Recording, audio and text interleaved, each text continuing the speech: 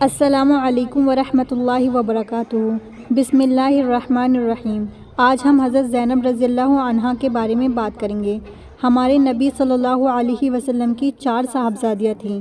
ان کے اسماء گرامی یہ ہیں: حضرت زینب رضی اللہ عنہا، حضرت رقیہ رضی اللہ عنہا، حضرت ام کلثوم رضی اللہ عنہا، حضرت فاطمۃ الزہرا رضی اللہ عنہا۔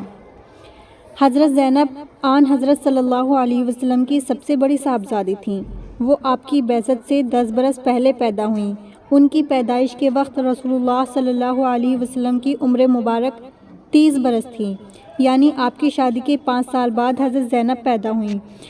ان کی شادی ان کے خالازاد ابوالعاص بن ربیع سے ہوئی تھی۔ زینب اس وقت نعمت الاسلام سے سرفراز ہو گئی تھیں جب ان کی والدہ مکرمہ حضرت خدیجہ الکبریٰ ایمان لائیں، لیکن ان کے شوہر ابوالعاص اس وقت تک حلقۂ بگوش اسلام نہیں ہوئے تھے۔ جنگ بدر 17 رمضان 2 ہجری کو ہوئی۔ ابوالعاص اس وقت تک بھی مسلمان نہیں ہوئے تھے اور کفار قریش کی جانب سے مسلمان سے سر پیکار تھے۔ جنگ بدر میں ان کو ایک انصاری صحابی عبداللہ بن جبیر رضی اللہ عنہ نے گرفتار کر لیا۔ ان کی رہائی کا انتظام ان کی بیوی یعنی رسول اللہ صلی اللہ علیہ وسلم کی صاحبزادی حضرت زینب رضی اللہ عنہا نے کیا تھا۔ انہوں نے اپنا ایک ہار بدلے میں بھیجا جو حضرت خدیجہ رضی اللہ عنہا نے شادی کے وقت اپنی بیٹی زینب کو جہیز میں دیا تھا۔ اس وقت تک زینب نے مدینہ منورہ کو ہجرت نہیں کی تھی اور وہ اپنے شوہر کے ساتھ مکہ معظمہ میں مقیم تھی۔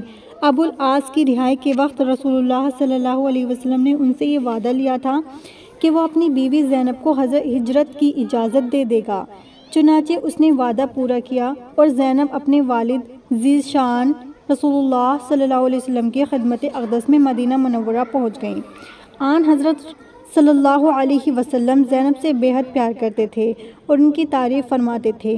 چنانچہ ایک روایت ہے کہ آپ نے ایک مرتبہ زینب کی تعریف کرتے ہوئے فرمایا: میری بیٹیوں میں سب سے افضل یہی ہے، اسے میرے لیے بہت تکلیف پہنچی ہے۔ 4 ہجری کے بعد ابوالعاص کا نیا دور شروع ہوتا ہے۔ یہ تجارت کی غرض سے ملک شام گئے تھے۔ جس قافلے میں یہ شامل تھے مسلمانوں نے اسے گرفتار کر لیا، لیکن ابوالعاص ایک پہاڑ میں جا چھپے۔ پتہ ہونے کے باوجود مسلمانوں نے ان کو گرفتار نہ کیا اور ابوالعاص سیدھے مدینہ منورہ آ گئے۔ جب مدینہ منورہ پہنچے تو نماز فجر کا وقت تھا۔ ان کی بیوی زینب کے کانوں میں ان کی آواز پہنچی تو کہا: میں ابوالعاص بن ربیع کو اپنے گھر میں پناہ دیتی ہوں۔ زینب نے جب یہ آواز دی تو اس وقت مسلمان نماز فجر میں مشغول تھے۔ آن حضرت صلی اللہ علیہ وسلم نے نماز سے فارغ ہونے کے بعد فرمایا: لوگوں، تم نے بھی وہ بات سنی ہے؟ لوگوں نے استبات میں جواب دیا۔ فرمایا: واللہ مجھے اس سے پہلے کچھ معلوم نہ تھا، یہ آواز میں نے تمہارے ہی ساتھ سنی ہے۔ یاد رکھو، پناہ دینے کا ہر شخص کو حق حاصل ہے۔ اس کے بعد رسول اللہ صلی اللہ علیہ وسلم اپنی بیٹی زینب کے گھر گئے اور فرمایا: بیٹی، ابوالعاص کو عزت و احترام سے ٹھہراؤ، خود اس سے الگ رہو۔ سیدہ زینب نے کہا تو وہ قافلے کا مال واپس لینے کے لیے آیا ہے۔ یہ سن کر رسول اللہ صلی اللہ علیہ وسلم نے لوگوں کے سامنے یہ تقریر کی: لوگوں، ہمارے ساتھ اس شخص کا جو تعلق ہے وہ تم خوب جانتے ہو، تمہارے قبضے میں اس کا مال ہے۔ یہ اگر اللہ کے دین میں داخل نہیں ہوا ہے، تاہم میں چاہتا ہوں کہ تم اس پر احسان کرو اور اس کا مال اسے واپس کر دو، لیکن اگر نہ دو تو تم اس کے زیادہ مستحق ہو۔ میں جبر نہیں کرتا۔ آن حضرت صلی اللہ علیہ وسلم کا یہ فرمان سن کر لوگوں نے ابوالعاص کا تمام مال واپس لوٹا دیا، یہاں تک کہ اونٹ کی نکیل بھی واپس کر دی۔ ابوالعاص یہ سارا مال لے کر مکہ پہنچا اور ہر شخص کی تمام چیزیں ادا کر دی۔